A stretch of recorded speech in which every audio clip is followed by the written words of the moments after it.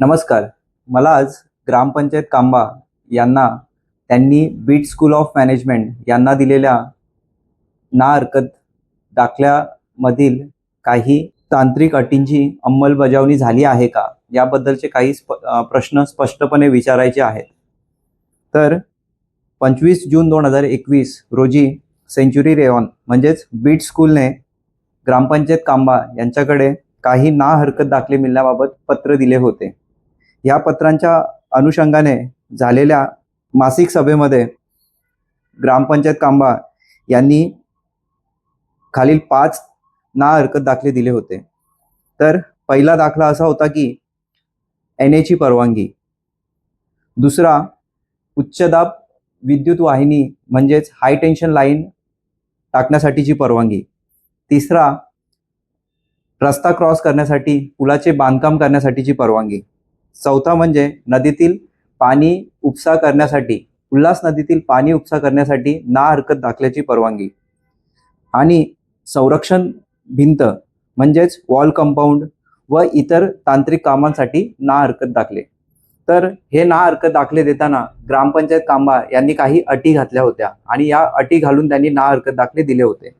तर या अटींमध्ये सार्वजनिक रस्ते तसे संपत्तीवर कोणत्याही प्रकारचा अडथळा येणार नाही, दुसरा MSEDCL जलसंपदा विभाग वीज वितरण कंपनी यांच्याकडून संबंधित परवानग्या घेणे,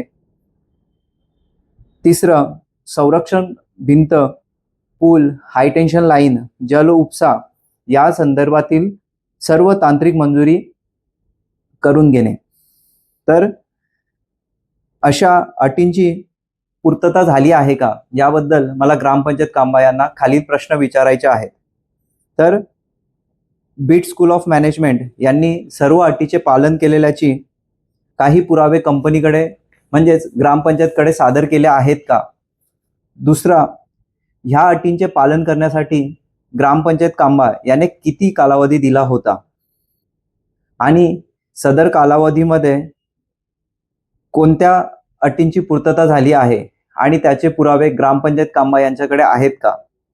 जर ह्या अटींची पूर्तता झाली नसेल तर ग्रामपंचायतीने त्यांच्यावर कोणती कारवाई केली आहे किंवा त्यांना कोणत्या सूचना नोटिसेस बजावल्या आहेत का आणि या संदर्भातील काही पत्रव्यवहार पुढील विभागांसाठी म्हणजेच तहसीलदार यांच्याकडे ग्रामपंचायत कांबा यांनी केला आहे का आणि त्याचा पाठपुरावा केलेल्याचे कागदपत्र मला ह्या येत्या 26 जानेवारीच्या ग्रामसभेमध्ये ग्रामपंचायत कांबा यांनी उपलब्ध करावे अशी मी विनंती करत आहे आणि त्याबाबत मी अर्ज सुद्धा ग्रामपंचायत कांबा यांना देत आहे. धन्यवाद.